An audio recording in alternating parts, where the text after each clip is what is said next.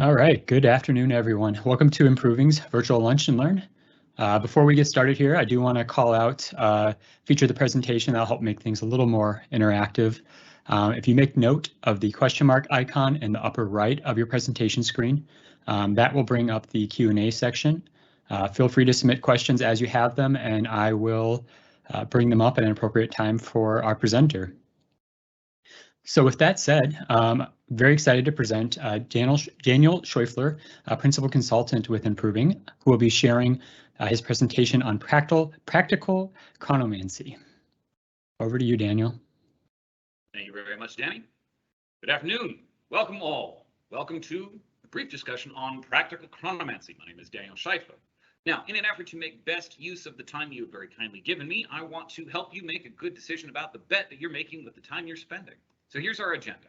Briefly going to cover who is this rather loud gentleman talking out in front of you. Of course, because I'm a bit of a lexiphile, we're going to define our terms so we know what we're talking about. And then we'll transition into a conversation about the principles and questions which are really driving the value we're going to be able to get out of this talk. And that'll end us with putting this all into practice. After all, it wouldn't be practical if it were only about theory. So, who am I? My name is Daniel Scheufler. I'm a Christian, husband, father, and improver listed in order of importance. And one of the things that I have been doing or trying to do with my entire life has been to figure out and to see as clearly as possible where I'm going so that I do not waste life. Honestly, informed a lot by my particular religious and spiritual beliefs, I genuinely believe that those who are given a lot of gifts are expected to make much of them. I've got 10 talents. I do not have time to waste to leave them sitting here. But at the same time, what does that actually look like? And that's a hard question to answer. So through a lot of my studies, my work, and trying to answer that question, I came up with some really good tools and questions that I wanted to share with you. But before I get too far into that, I wanted to talk about our title today because I am a bit of a lexiphile. Sorry. And so I chose an intentionally provocative title, which was supposed to make you ask the question, practical chronomancy. What the heck's chronomancy? So let's get that out of the way so we can actually have a frank discussion about what that means. Chronomancy is the act of divining a favorable time for action, most often and commonly seen in the Middle East, not the Middle East, in Eastern texts and historical documents. This was the act of trying to, guess by the stars or the seasons or something like that to predict the right time to take an action, like invading an enemy nation or the like. Now, paired with that was the adjective practical, which from the Merriam-Webster is of, relating to, or manifested in practice and action. That is not theoretical or ideal. And so when we're talking about what is quite close to, pseudo-religious babble on divining the favorable time for action, how exactly does that become practical? What I'm intending to do today is to target practice, real world, useful bits, not just pie in the sky, but today we're talking about action because frankly, chronomancy, oh, but that's about time. It's baked into the word. True. But think about it for a second, right? How does an individual control time? Frankly put, we're all individually controlling a single instance of time right now. And so chronomancy is less about finding the favorable time to act, because after all, you cannot go change the past. And instead, finding that action among many for which now is a favorable moment. Ooh, hold on, I skipped a couple of slides there. There we go. So again, but why? Well, again, jumping down to that, we all are influencing 1 second, and that's it, right now. That is the only moment in time you have control over. You can predict the future, but until you're there, you can't make it so. You can only spend the 1 second at a time as well, right? Like we can't hold on to it. We can't go grab the next one faster than it's coming to us. We have now. And we can't hold on to them and save them. It's like, what was that? That sand through your fingers is the usual metaphor. Because we cannot save them, because we cannot predict what the next one will be, and we can't cause it to be fixed in time without making choices in the moment it arrives to us. We're not talking about finding an eventual time for action. We're finding the action that's suited for the time and for where we want to be. Because in a very real effect, Life is constantly asking you and hounding you with the question, how then shall you live, given what you know? Given how your life has been up to this moment, given where you are right now, how are you going to live? The answer we're constantly giving is the action we choose to take in the moment. It might be breathing. It might be choosing to take a deep breath, to be patient with that frustrating colleague. It might be deciding that, no, we're done with this meeting and we're leaving the room. It could be choosing to go out on the date. It could be choosing to read the book. And it's all down to the choices, one among many, because your answer is always by the actions you take, conscious or unconscious, intentional or habitual. You answer because you have to spend that 1 second. And so whatever you end up spending it on, by the way, no decision is also a decision. You're spending it because it's the one you got in your hand and it's gone. My hope is that through this, I have captured your attention enough to choose to spend the next multitude of these actions listening so that hopefully you can gain some good questions to ask to guide the actions you take going forward. This topic can be profoundly scary, but thankfully, you've been living with this continual flow of time since birth. And most of you who've gotten up to driving, I certainly remember the first moment you got behind the wheel and it felt like the world was rushing madly towards you. But over time, we became desensitized to it. 10 miles an hour really was just 10 miles an hour, and we were okay. We could deal with that. And we eventually got to experience the joy of just how slow rush our traffic really is. And so our goal in this conversation will be to take us back to a certain level of sensitivity to the fact that every day time is, in a very real sense, rushing past us. Every day life is watching for how you will answer the question because, frankly, where you stand today was built upon the actions you took yesterday, the day before that. Now, this leads to a surprising bit of fun because, well, after all, if you ask me where I wanted to be in 20 years, I'm going to tell you way over there. But the actual path to get there, well, that's a little more muddy. And if you ask just about any college student, they're going to be out there wanting to change the world or, land a good job so they can build a family. And so we start running into these commonalities for how we answer the question about where we want to be in the future. So there's this quote by Molière that I think is really quite telling. Men are all alike in their promises. It is only in their deeds that they differ. This has been a thing understood since, I want to say the 1600s. I might be wrong on that date, but Molière was a stage name for a French playwright. And he understood and was able to attach the understanding of the value of time and deeds in particular as the differentiating factor between one man and another. After all, what's the difference between two college graduates from the same college with the same degree who graduated today? 10 years from now, it'll be the choices that each of them made time. Because, truthfully being said, all things being equal, borrowing from our economist friends, the difference will be their choice. They had equivalent start points. But what they did with it the day after graduation and the day after that changed their trajectory in subtle little ways. Now, are we saying, one of them went from 0 to hero in a single step? No. But over time, the habits, the repeated choices, the way we look at these things changes how we're going to live and changes what's available to us in the future. Did you work out that day? No. Skipping one day of working out is not the end of the world. Skipping working out altogether for a year, that might have some negative health repercussions. How will you choose to live? Because wherever life will find us, it will always ask us that question. And where we are right now is context for the question. A lot of frustration can come when young men realize that they have lost time and they want to go back and change it. Can't. But okay, because that forms context for the new answer. Given this life experience you've had, what are you going to change about it? What are you going to do about it? Is this where you quit? Hopefully not. Hopefully in the context of where you are in life, those questions will drive you to change. So what if you missed the workout yesterday? Are you going to make it today? So what if you fell off the bike? Are you going to get back up? How will that you live. Because how you choose to live now will change whether or not you're able to accomplish the goal. And in short, I've been building you up to a quote that I think captures it quite well. This is from a wise tea enthusiast character to his hot-headed nephew. It is time for you to look inward and to ask yourself the big question: who are you and what do you want? If men are all alike in their words and dreaming of grand things, how would your answer differ from theirs? Because everyone can talk, and talk is cheap. You're going to need to answer with your actions. You want something you've never had before, you need to be prepared to do something you've never done before. You want financial stability and never had it before. What are you going to change in your spending habits? You want to run a triathlon? I mean, you've never run it before. Okay, what are you going to change in your exercise habits? You won't be able to suddenly run the marathon overnight. Okay.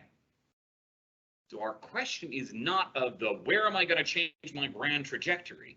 Because our grand trajectory still is there. It's still what motivated us. Our goal now is to talk about the steps today, or the next couple that we can see, and getting to be able to see them, to choose. In a very real sense, chronomancy is about vision and awareness, because they are different. Divining the right time to act takes a goal, because how else do you know it's the right time to act? Because it's not just about the time, because that answer's already been given to you. It's now or it's never. Are you going to act now? No. Are you going to act now? No. You need to use these guideposts to kind of align your daily decisions. And so using the analogy here of a map, that would be equivalent to our vision. It's the grand kind of spectrum of where we think we want to go and the path we think we needed to take to get there. And then, of course, paired with that comes a compass. And the compass then is the awareness aspect. It's that specifically keeping the present moment in mind, zooming in on that, and then figuring out which direction am I looking relative to the step I think I need to take next. It takes into account the trends of the recent past from where I was, so I can center myself roughly in respect to the goal, the vision, and then choose, do I need to go north or south as my next step? So that based upon the vision, I know my next step needs to be this, which means I know my next action. It also, because you have the compass, presents you with an awareness. Suppose you're walking through the forest and you come to a cliff. That direction is no longer open to you. Maybe this is a lost job opportunity. Maybe it's just that you realize you're not capable of that yet and you need to, work yourself down to the floor first. Cool. So that way is no longer open. Which way's your goal? Oh, well, my goal's off that way.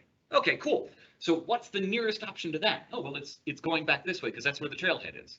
Cool. Start walking. That's what the awareness is about, to be able to say, where am I now?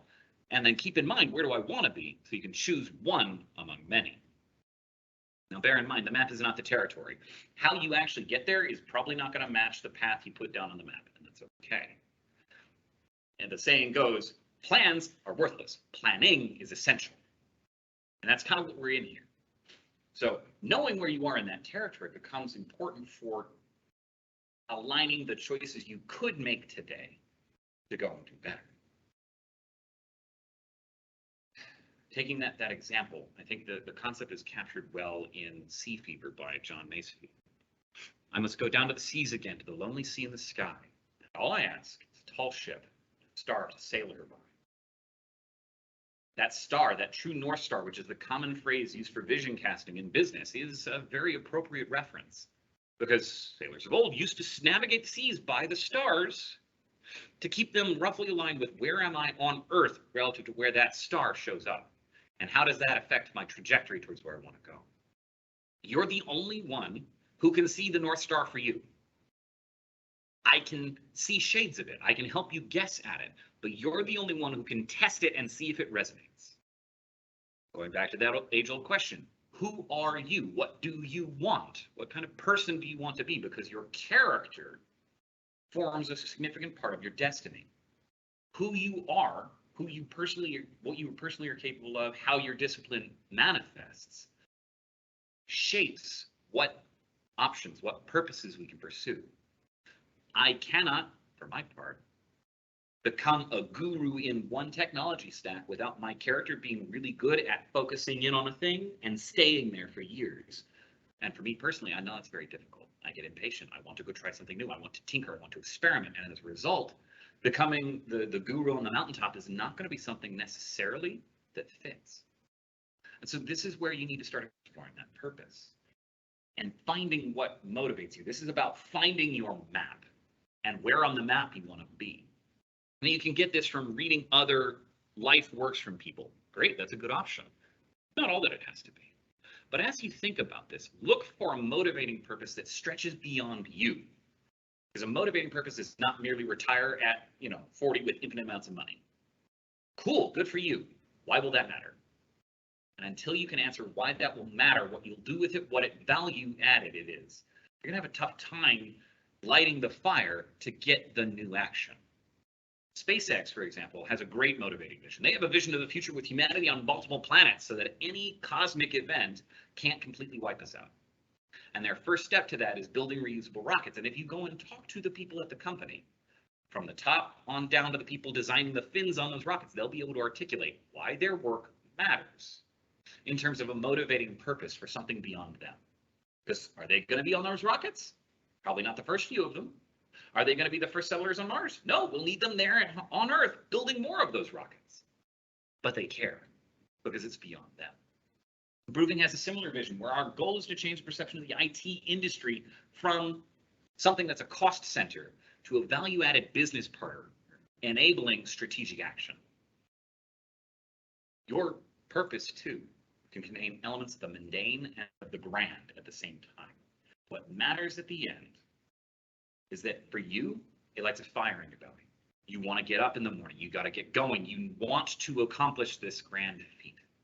And that it is something that stays motivating for you and stays out there enough for you to reach for it, because it needs to cause you to stretch. Remember, if you want something you never had, you need to be willing to do something you've never done. Now, that's vision side. Let's come back down to awareness side. Try to see the truth. When Neo was being woken up from the Matrix, he had to come to grips with what he was seeing was not exactly what he thought it was. He had to come to try and realize the truth. What truth? There is no spoon. Okay, we're not going to get quite that existential here, but the other half really is that awareness, where the vision is built by stargazing, awareness is built by navel gazing. Just like the potential is there, they had to become aware of a thing we have lived with for so long that it's transparent to us. We now need to become aware that it's there, that the present is a thing we've always lived with, and that it's shapeable, that it doesn't have to be the way it is right now, but it's only in changing the present that we can affect the future. So I want to ask, how's your time being spent? Are the activities you're doing leading towards the goal you wanted? Are there actions you could take to make space for more of the activities that would build towards that goal? Now, what do I mean by that? Well, okay, let's take some easy examples. I wanted to, or at least I thought at one point, I wanted to become a fantastic technical type coach. And so I spent a lot of time practicing. I would go learn new programming languages, or I would do projects to practice the technique. And that built me up towards what I thought was my goal. Now, I'll come back to that in a second, but the action that led towards the goal was spending extra time practicing. The action that might create more space for that is making certain I'm really good at finding the resources to answer my questions, or really good at knowing when I'm done with a project so that I can practice specific things rather than just practicing generally. After all, mastery is not built by making 100,000 iron daggers. It comes from making a variety of tools and making them excellent. Again, I can't change the position I found myself in today, not today, but every day when I'm asked how I will live, I get a choice and I get to choose. The goal is to build your awareness of the passage of time and of the value of this moment for affecting the future you want to build. Now, all of this is what I would describe as principles and motivating questions. So I want to take a moment here, pause so I can catch my breath, and to answer any of your questions before we enter into, so what do I do about it?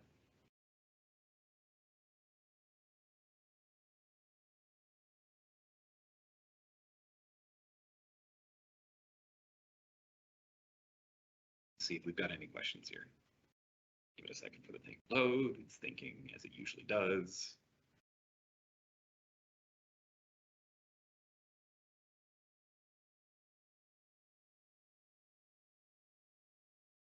Technology. Let's see. No questions at the moment. Questions at the moment. Fantastic. Now, of course, as you guys find that you do have questions, feel free to throw them in that Q&A section, and we'll coordinate for more time to answer those as we go through, especially if you find one where it makes sense, like, no, I got to know this about this slide right now. So let's get down to the interesting bits. How do we start? What are we going to do with this? Well, as I mentioned, I personally believe that the thing we need to build most first is not a goal, because a lot of us have some vague sense of that already. But what we need to do is build a sense for time and its passage and an awareness of how we're already spending it. A lot of the thing is you don't need awareness of how much you're making as your income first. You need to know where your money's going. So let's build with awareness. Now, to build awareness, I believe you want to start getting a sense for fundamental units. For this, I personally, sorry for tapping the mic there, I personally recommend the Pomodoro technique. Now, what's the Pomodoro technique? Well, it arranges your work for focused work in 30-minute blocks of time. You set a little kitchen timer for 25 minutes, and you go heads down, you focus deeply on that task. And then, once it's done, you get 5 minutes to review your work, talk to yourself about what's coming up next, take a moment to breathe, get up, stretch, maybe go grab some water or some tea, whatever floats your boat. But the reason why I recommend starting with the Pomodoro technique for organizing the work you are already doing is that it gives you a chunk. It's like putting $20 bills into an envelope, and you have to take those out to pay for whatever you're going to do. You'll get a real good sense really quick how much $20 is worth by having to physically remove the paper money from your envelope before handing it over to pay for lunch, for example.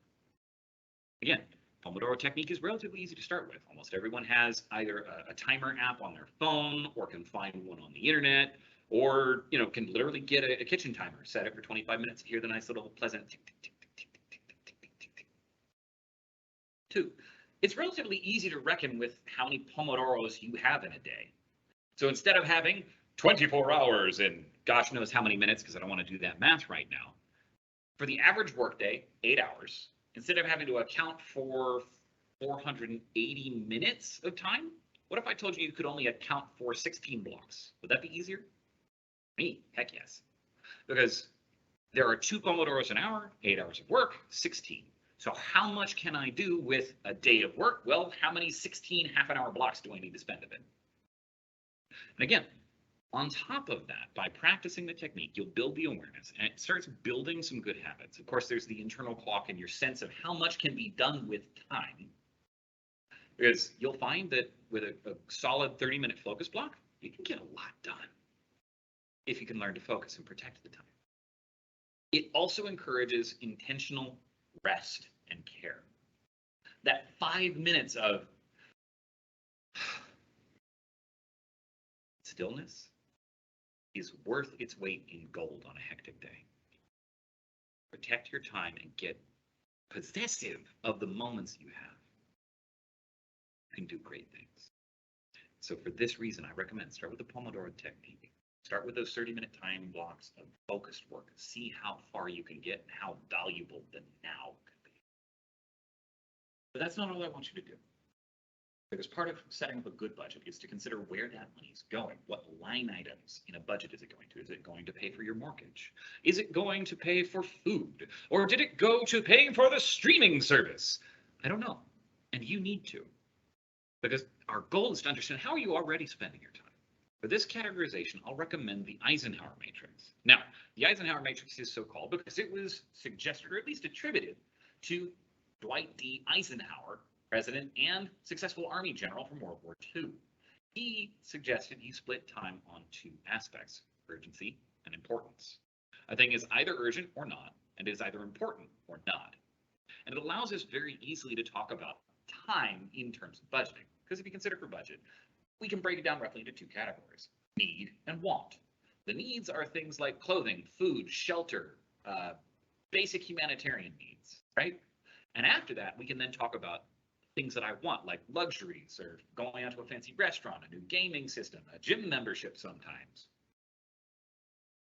But for time, there's more categories than just want or need, just like in money.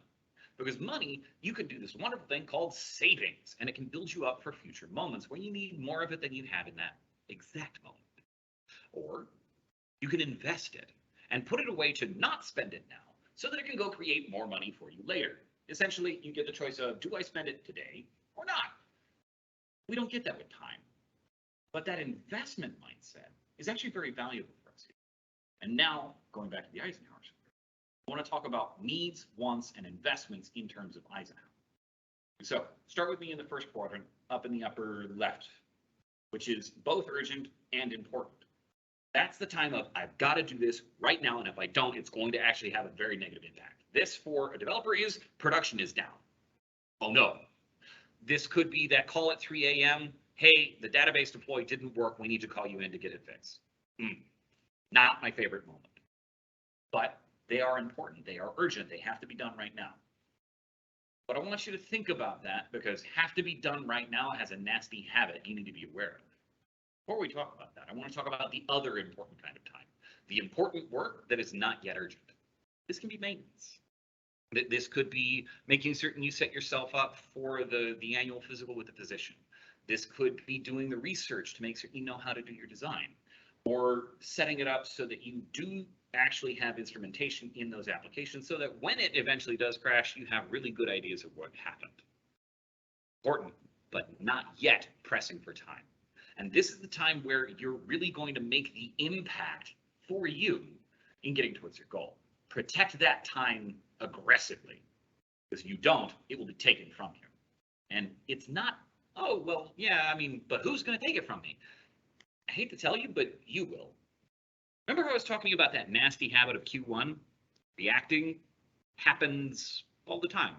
My kid slips and falls. Oh no, I need to go take care of that. And the time I spend taking care of that, I could have been spending on something else. Now, was it bad for me to spend my time with my kid? No. But you need to be aware of what happens, because that time had to come from somewhere. And it could have come from your planned time during the next hour to work on something important, like getting that, presentation done ahead of time.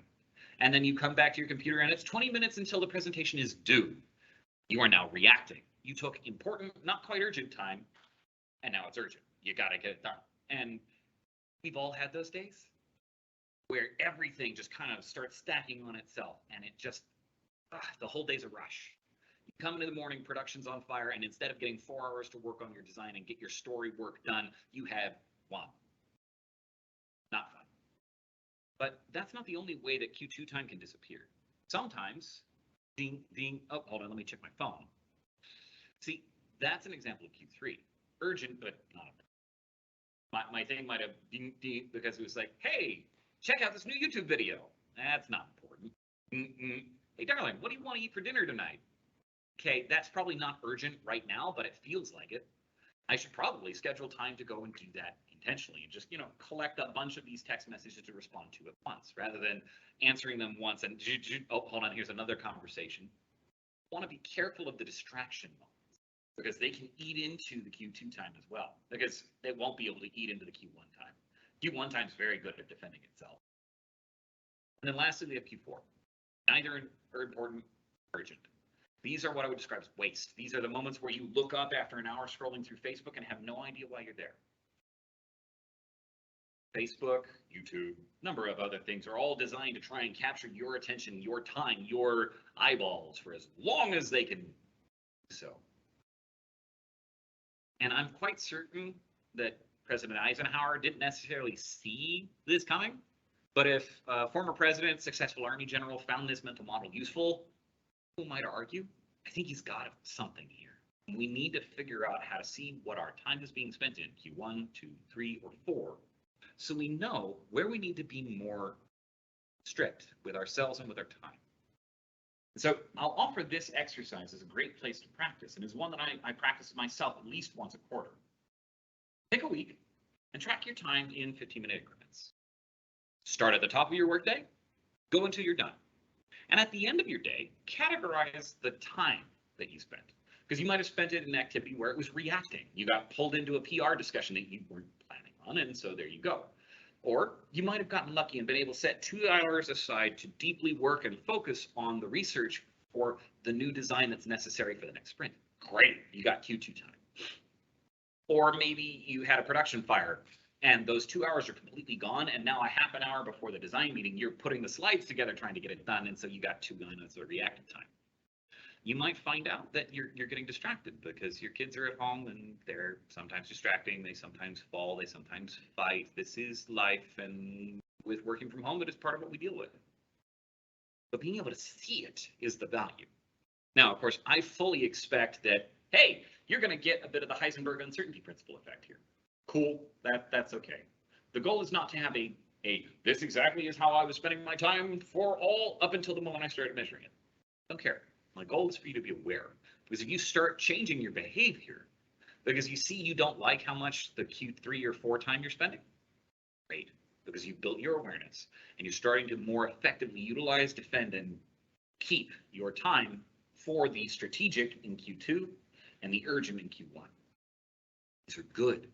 And so the time tracking in 15-minute intervals over a work week, I find is a great way for me to do a gut check. How am I doing? Am I spending it on the things that matter at work? Am I just reacting? Because I've been in seasons where, as a new team lead, that was all of my time.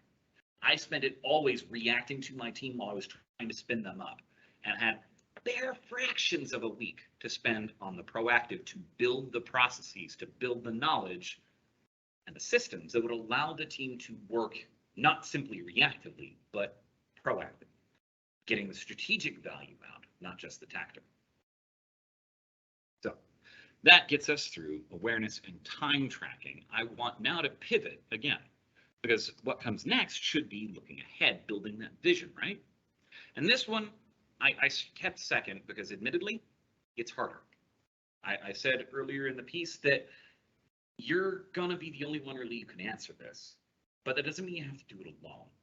So generally, here's what I've observed when trying to help build a vision. Hey, it's gonna take a while. You're not gonna get it all in one. Sorry, it's okay. You're not gonna get it all at once. But thankfully, you're not left without trailheads and guides on where to start. Your natural gifts and your passions, those things that you're good at, you care about, that are already there with you, are a great place to start. And they don't even need to be things you're currently pursuing. It could be, hobbies or things you'd like to get into, things that have still captured your interest, are places where you can start linking in. They're looking for common elements. And just remember that the compelling visions focus on more than just me. It might be for our family. It might be for our community. It might be for the world. But it will always have the common element of it's not just you. It is likely you acting as the hero of your story and having your meteoric rise, the climactic moment, building for the betterment of the world. These are the common points of building a vision.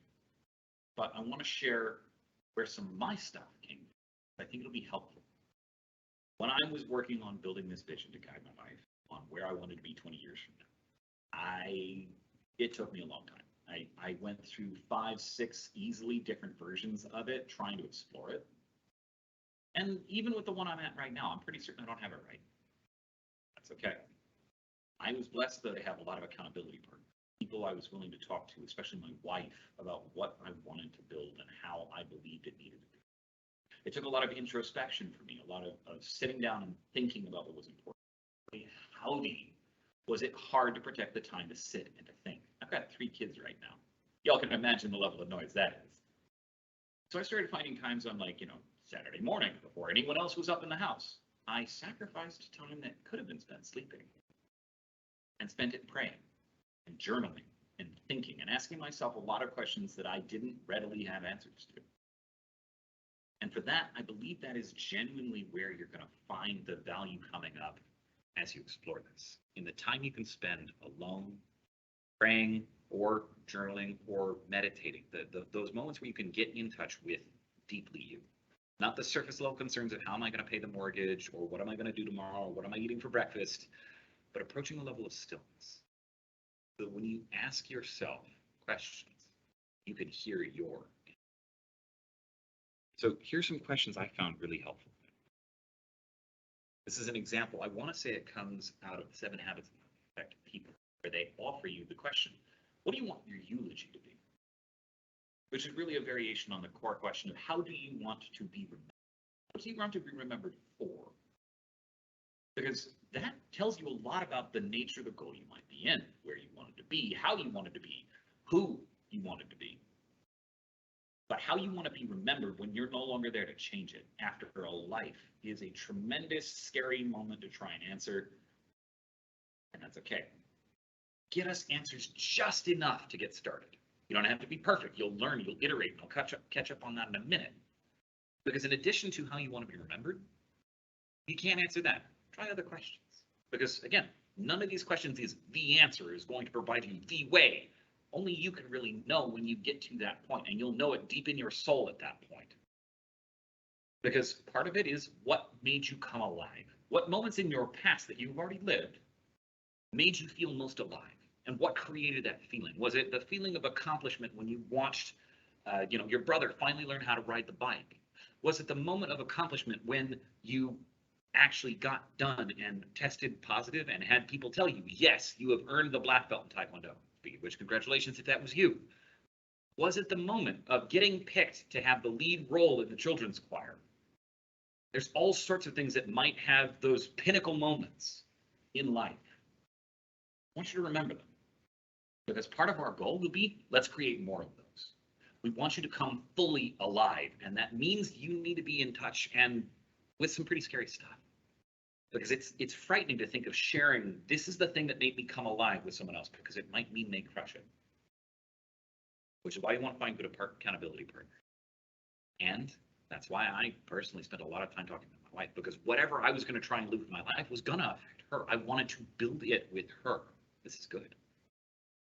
Consider what you'd do if you won the lottery today. I know that's a silly question, but it's also really approachable, right? You no longer have money as a concern. What would you do with your life? Because I know for a fact, some of us will say, yeah, I'm going to go take a vacation. Yeah, me too. I'm probably going to go hang out in Hawaii for a couple months. And then I'm going to get bored. What am I going to do then? If money were no longer my chief concern, what would I do with my time? I am pleased to be able to answer that right now. I'm currently at it. I'm currently doing a lot of that work, getting to help people put technology to use to make businesses valuable, and more so, to make the work of those people who are in those businesses easier, more sensible, frankly, less onerous. I do not like paperwork, and I generally hold the opinion that most people don't. So I'd like to automate paperwork so it doesn't have to be done. If you won the lottery, what would you spend your life doing? Because you're still going to have a life. You could spend it in hedonistic ways, and it's quite appropriate to be able to take pleasure out of the success of life. What more do you want to do with it? Do you want to start investing? Do you want to build schools? Do you want to go and create rock concerts? What is it that lights you up at the thought of, I no longer have to worry about money, this is what I try to do? Now, does that say you should drop everything and go try to pursue that? No, because you do need to live, so money really is a concern, and that's okay. But as much as you can to build towards something that looks like that can make you money, that would be where I'd point you. But those questions come as answers to what you. So let's put all this together real quick.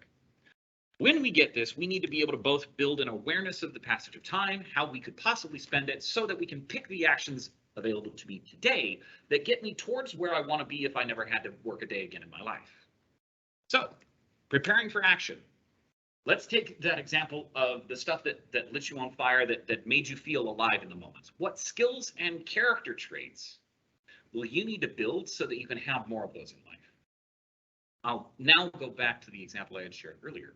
When I started in software development, I thought I wanted to become one of the team leads, one of the directors of the organization, known for being super smart and definitely coming up with the architecture we were using. And so I started working on the skills and the trades that would let me do that. I started reading books on software architecture and on leading teams. And as I got closer and closer to there, I started giving coaching and helping others build. I started learning how to unit test and all these other wonderful practices. And I found I really enjoyed the coaching and mentoring. And so the vision I started with, which was go and become a principal engineer, the architect, and never have to deal with people, shifted to coaching, to leading, to mentoring and building teams to be even more effective than I could do on my own.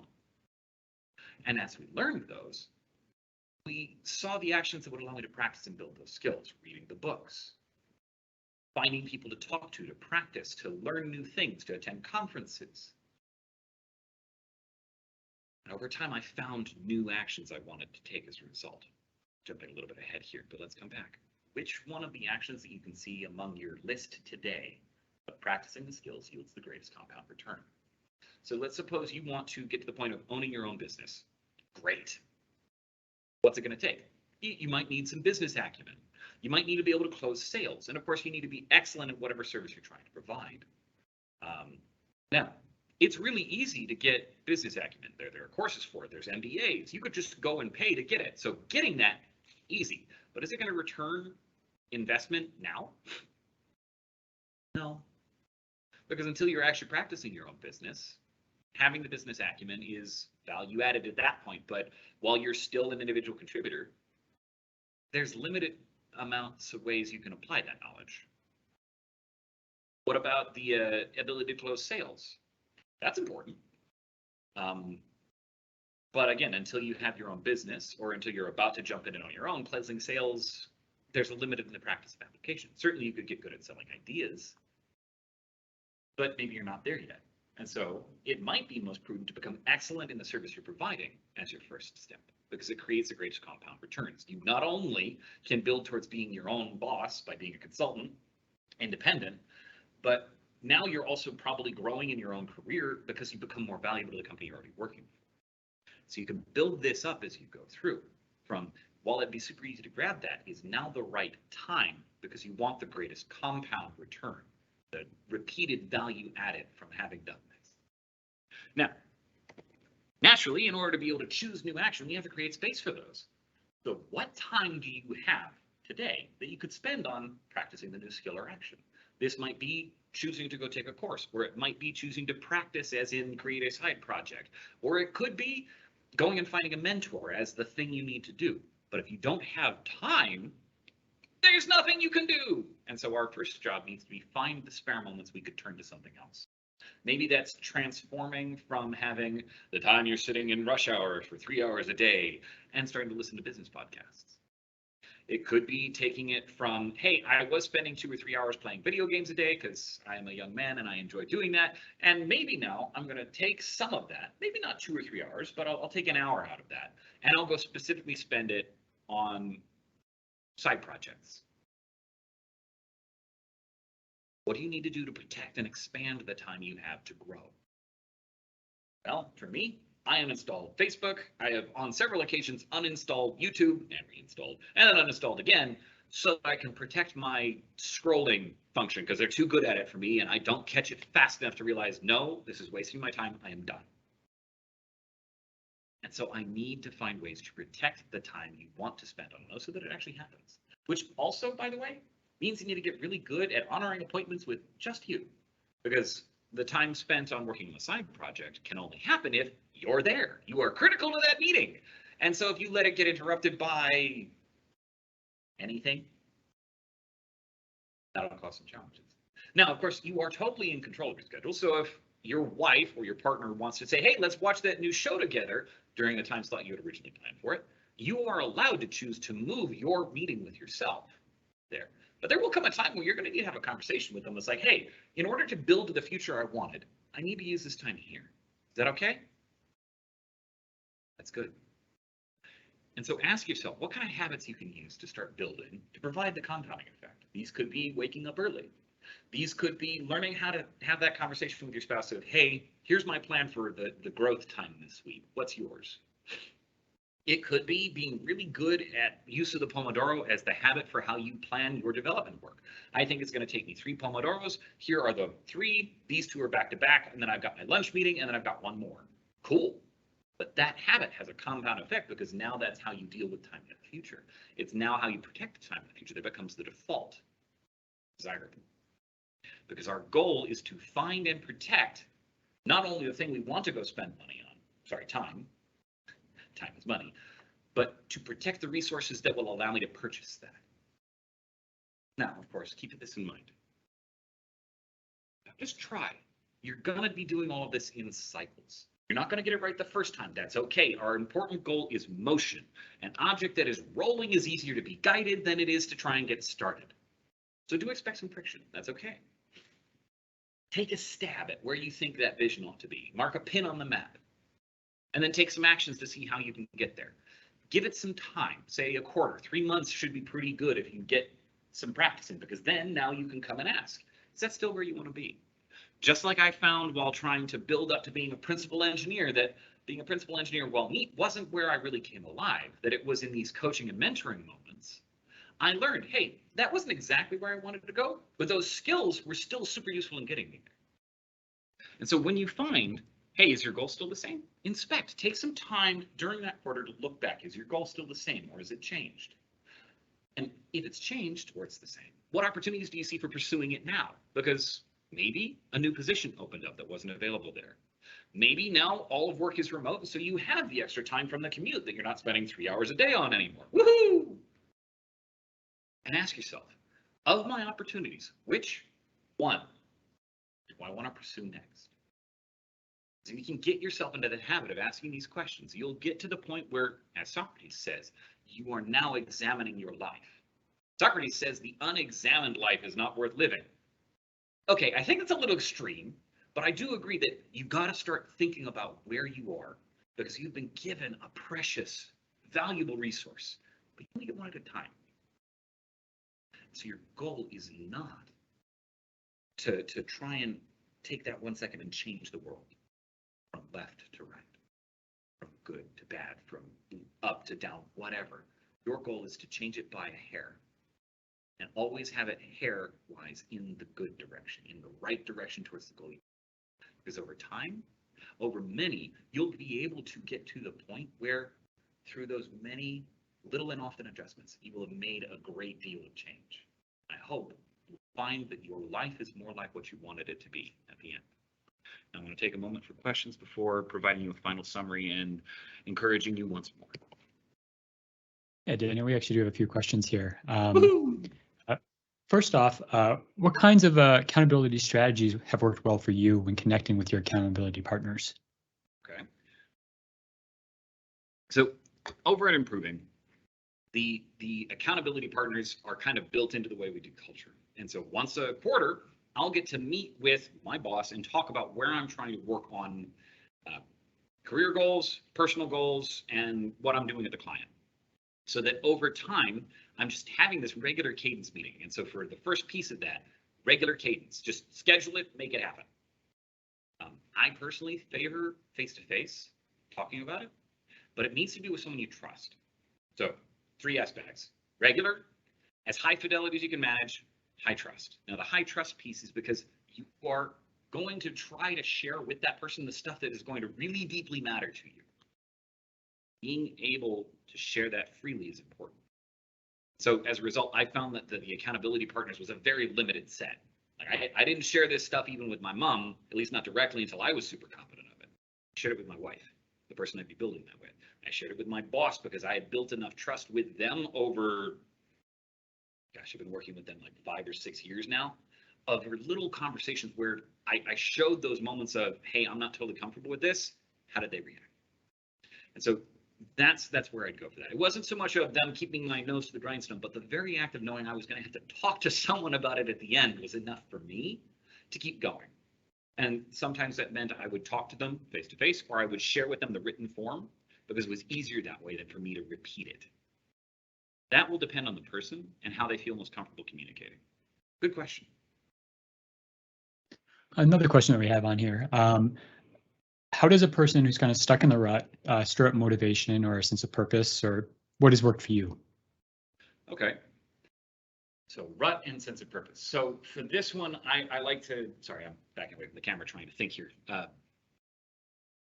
This one is hard because the rut comes in a lot of forms, and very often the one that's the difficult one to overcome there is the one that's in your head, not in a daily routine. Routine is not inherently bad. But your trouble is that you are stuck in old ways of thinking because you don't see a way to get out. Okay, good. First, you made the first step to recognize there's that challenge. Good. Let's start there. What can you do to break it? Not break out of the rut or out of the challenge, but what can you do to break the sense that you cannot get out? Now, am I saying, think good, think good, think good? No, not at all. But you do need to create the space where you have permission from yourself to think about what you want. Very often people who find themselves stuck in the rut, at least when I found myself here, it came as a result of frustration. I can't get there. I can't get there. I can't get there. Coming up again and again. And that can be severely demotivating. And as a result, you just turn off the part of your brain that wants better because you're not going to get there. And that's a lie. It is a lie told to save yourself from pain, but it's a lie. So call it out. You can. It'll take work. It'll be hard work. And it might take doing some stuff that's uncomfortable. Do you want it? And it's okay if the answer is no. The trick is in learning to own it. So for that, I try to rely on the old masters. Get away. Get away from the place that forced me into the routine, or where my routine is the natural, obvious choice, to build up to what I want to do. For me, that looks like getting a couple of weekdays out to go take a vacation, out by a lake, out in forests. I personally like forests and mountains, and getting quiet. And asking myself the hard questions and being okay with hard answers. And in particular, answers that I don't like. I found that writing those in the journal so I could see them separately from them being in my head allowed me to ask the questions about, so what I want to do about it. So for that, there's that second piece. Get space. Get your thoughts out of your head so that separately you can come back, review the thoughts you had, and ask yourself questions about them. Because there's like it suddenly becomes a different person. And it's a lot easier to talk about the challenges in your thinking, the challenges that are creating that rut, as a result of having them separate from you rather than you currently experiencing them in your head. So that's my recommendation. Externalize. Not to, dump it and avoid it, but pull it out of you so you can examine it, so that you can pick better. Now, is that going to naturally solve it in a week? No. When I was running into this, this was where I was at the very beginning. I didn't see a new way to do things because this is all I know. Now you need, once you've gotten it out, once you can start asking the questions and you can't find new answers, now's the time to go start seeking the new answers. This could be looking at autobiographies for other ways life could be lived. This could be going and talking to people whose career trajectories you respect and want to emulate. I had a ton of these at Improving. I was able to ask mentors who had been there, done that, so to speak. How did you do this? What was the moment you recognized the change? So that I didn't suddenly start with stirring up the motivation and the purpose, but I had enough that I wasn't in the same old. I changed enough that inside, the clockwork seemed to change. And then I started feeding it new ideas, new options of, hey, I'd like that too. Easiest example I can show you on this would be actually coming from the third interview I had with Improving, which we called a cultural interview. They were trying to see, hey, is Improving going to be not just the right fit for you, but are you going to be a great fit for Improving? Because not everyone wants the same thing out of life. Okay. And so my future boss handed me their business card. One of the first words on that card called out his faith. I'd never seen that before on a business card. And now, fast forward 5 years, it's something I repeat myself because I found and understood it was a new way to be, and I copied it shamelessly. And that's okay. I've created other ways for it to be my own as well, but I took inspiration from what I thought others were doing well, and like a little kid, I started trying to do it too. That's what I'd recommend. And if you want something deeper on that, please reach out. Hit me up at daniel.scheufler@improving.com. I'm happy to have a further conversation on this because I know that particular challenge is going to take a little bit of pouring out over time. Do we have one more coming in, Danny? I think you covered it there in that answer. They're asking about tips for staying motivated. For staying motivated. Okay. I actually have a couple there because you're right. Starting, relatively speaking, easy. So how do you stay motivated? Okay, 3 things. 1, protect, inspire, and then sustain. Start with the protect. How do you stay motivated? Well, remember, don't share your goal with everyone until you're confident enough to listen to the people decry you, and it won't matter. Protect that vision. Protect the time to cultivate it, because there's nothing that will kill a seedling faster than having a boot stomp on it and scratch it into the dirt while it's just trying to come out of the seed. Don't let that happen. So protect it. Second one, inspire. Keep it in front of you. We are human, right? We are motivated by some of the things we can see, and the clearer a vision we can maintain of where we want to be at the end, the better we'll be able to keep motivation up to get there. You have to want it. Want is a feeling. It tends to pass away in time. So we cannot manufacture the feeling, but we can continue to inspire the, yeah, I still want that really bad.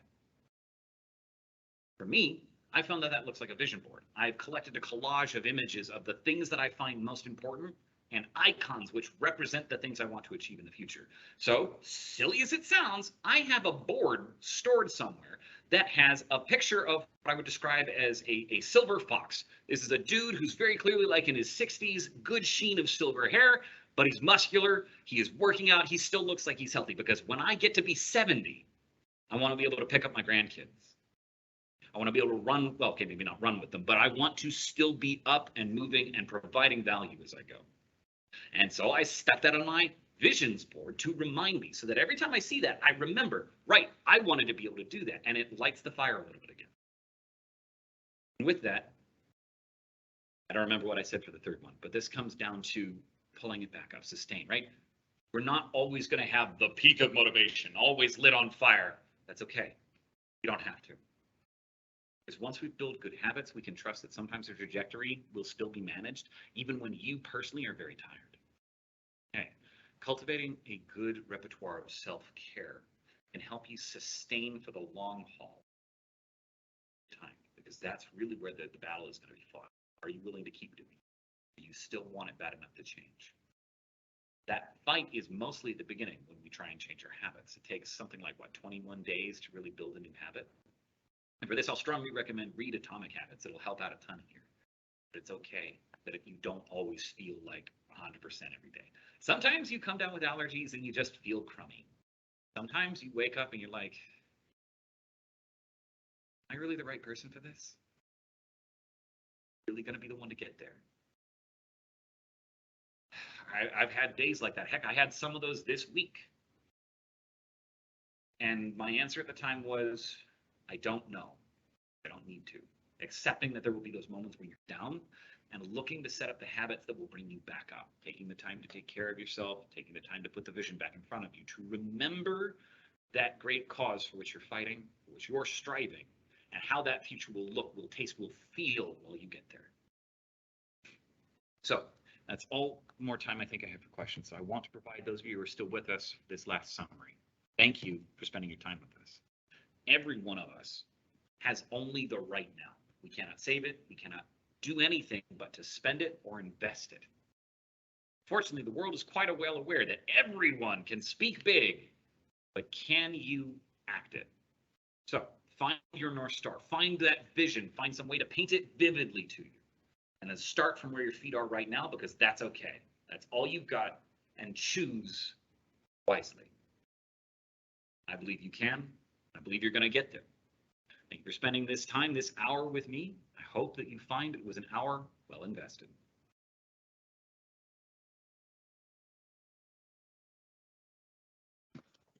Thank you all for attending Improving's Virtual Lunch and Learn.